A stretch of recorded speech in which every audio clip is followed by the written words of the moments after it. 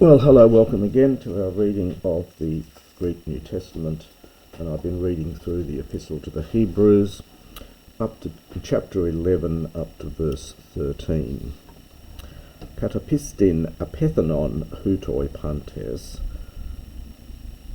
me labontes tas evangelias alaporothen autas idonta des kai aspazamenoi kai homologesantes hotixenoi kai parepidemoi eis in epites ges.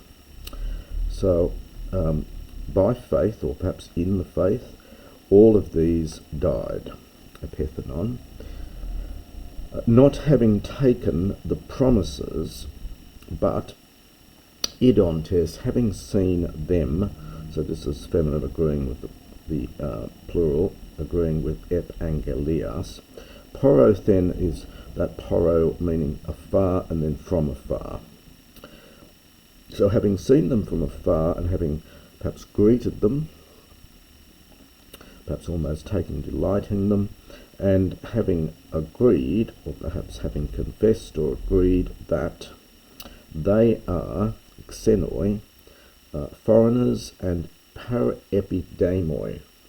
An interesting word here. It's a Septuagint word. It means a resident alien, someone who lives among the people but is not part of the tribe.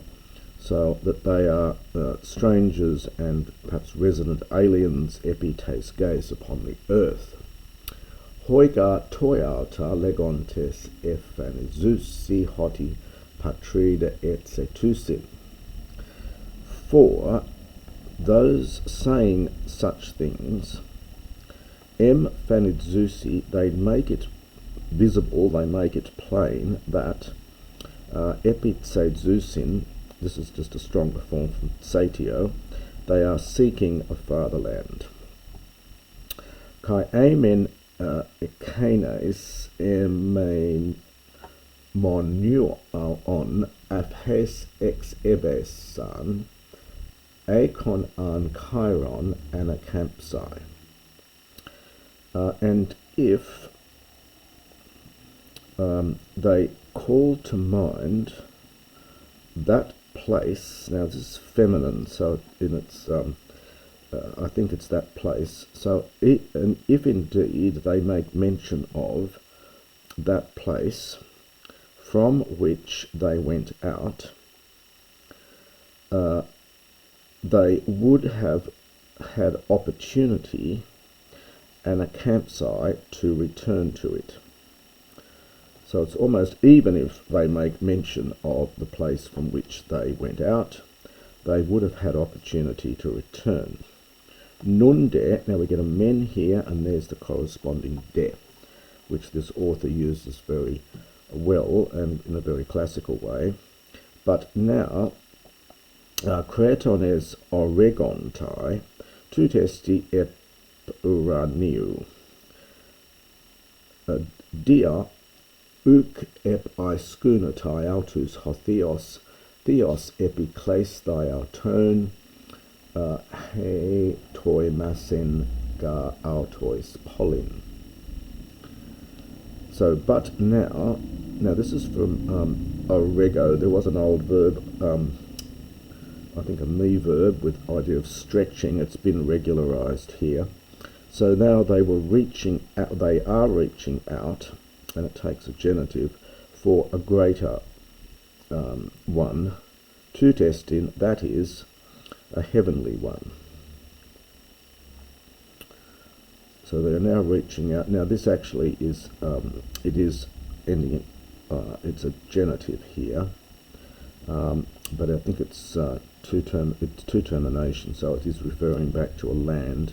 So they're reaching out for a greater one, that is a heavenly one. And this is a definitely two termination because it's a compound adjective. Wherefore,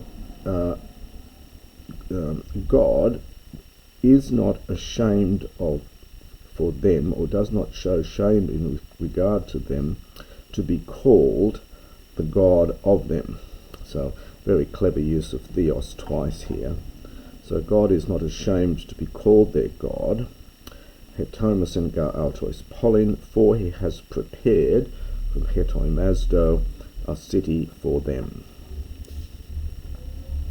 Piste pros enenoken Abram ton Isaac, Peradzominos kai ton monogene pros eferen hotas ep angelias anadexaminos, pros hon elalethe hoti en Isaac klethesatai soi sperma, logisaminos hoti kai eknekron egeron dunatos hothios, hotinauton kai in parabole ekomisaton. So by faith Abraham, now this is from pros Pharaoh. The perfect from Pharaoh is enenoka, and so this is a perfect form from pros Pharaoh. So by faith Abraham has offered Isaac, paradzomenos, being tested, rather than tempted, I think, being tested, and he pros efer, and this is the imperfect of that same verb, and he was offering his only begotten. He was anadexamenos, waiting for the promise, waiting for the promise. Pros to, in regard to whom it was said, this is a passive from Lalio, it had been spoken, that in Isaac will the seed for you be named. So your descendants will basically be called or said to be from Isaac or in Isaac. So literally, for whom it had been spoken that your seed will be called by means of Isaac. We get a future passive here from Kallio, and this quotation, of course, is from Genesis 21. Logisaminos hoti kai eknekron egeron dunatos theos hoten auton kai en parabole ekomisaton. He, having reckoned that God, understand, is able even to raise up or someone even from the dead. We've got to supply a tinner or something here. So reckoning that God is able even to raise up from the dead, literally. Hothen, from whence also he now ekomisato, from whence he received him, understand, back. Well, kai in parabole, literally even in a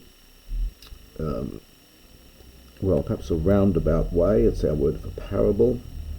So from whence he did receive him back, understand, from the dead, in parabole, in a roundabout way.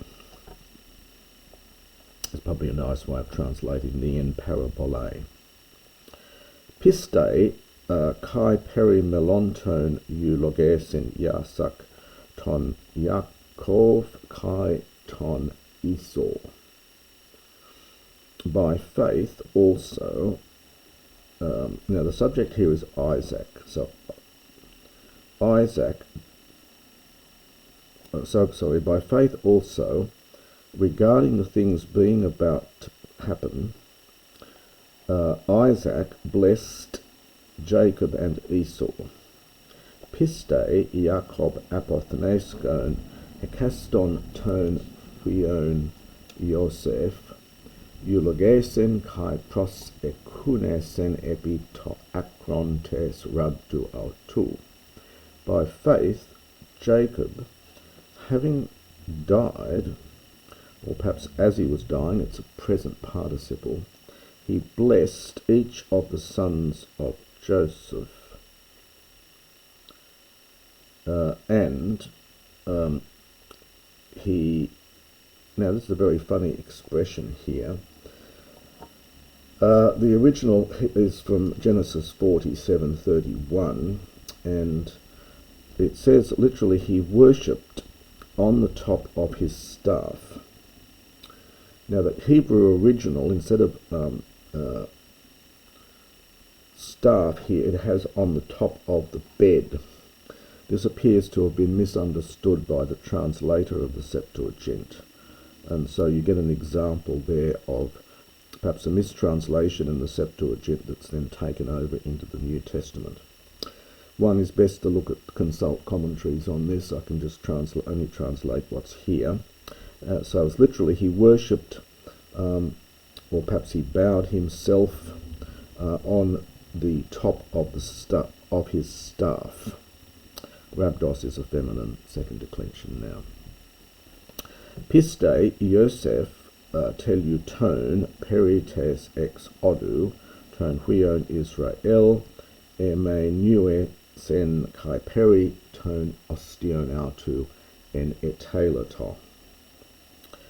By faith Joseph teleuton, this is from teleutao, it's a participle contracted, coming to an end, so as he was dying,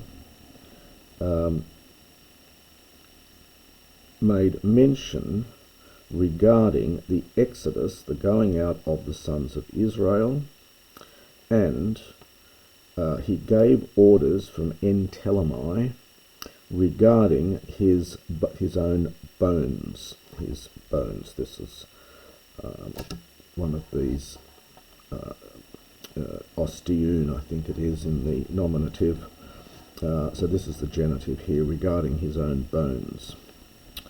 Piste mouses genethes ekrube tri menon hupaton pateron autu diotiaden astion top paidion kai uk ephobethethan tot diatagma tu basileus.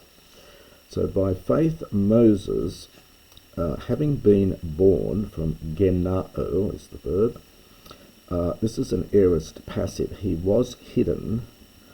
It's from crypto, and the put root contracts to a pi, and then the pi plus the theta turns into a voiced labial. So ekrube is the aorist passive here. So he was hidden tri menon for 3 months. Now it says by his fathers. Some translations say by his parents. I don't think I've ever seen patera used in the sense of mother anywhere in Greek, so it's literally by his fathers. Again, you'll need to look at the commentaries on that one. Dihoti, because they saw topaidion, the boy, understand being, asteon. Interesting word. It often translates as fine. You'll look carefully at the roots here. You'll see astu, which is a word for city. We have an English word, cityfied. It sort of means perhaps fine, sophisticated. It's an interesting word. Originally referred to someone who grew up in a city and was hence more well sophisticated, well educated, and so on. And then the meaning gets watered down a bit. It just means here beautiful or fine. Kai uk ephobethesen todiatagma, and they did not fear the diatagma, the edict. This is from diatasso, it's the corresponding verb, the edict of the king.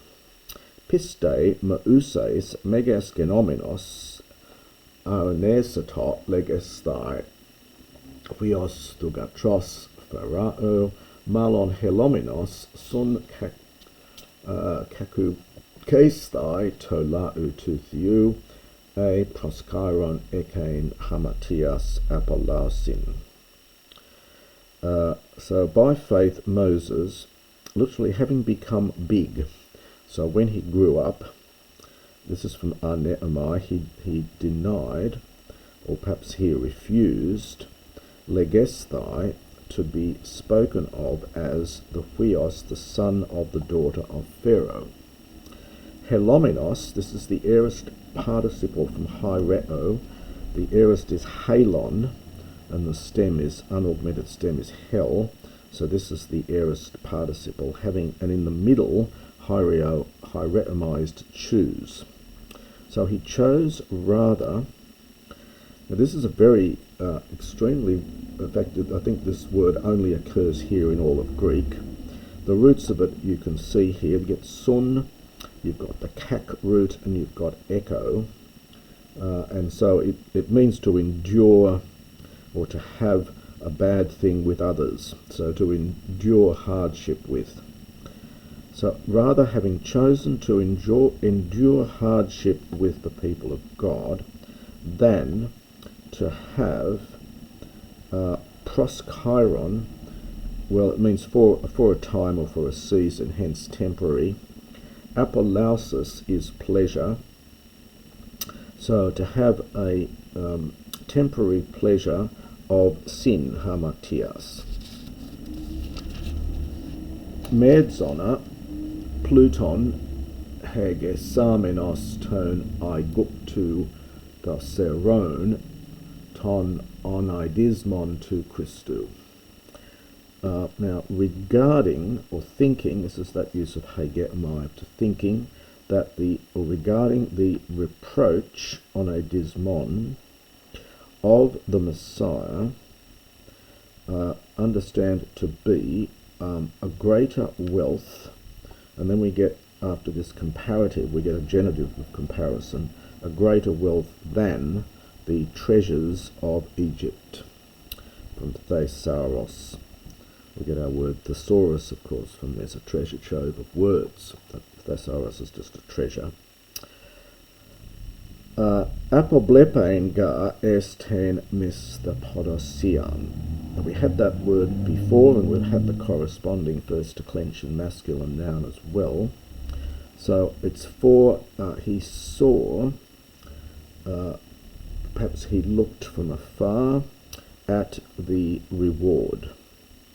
So he looked beyond, perhaps for the apo, to the reward, or perhaps the giving of reward. And that's the next section of chapter 11.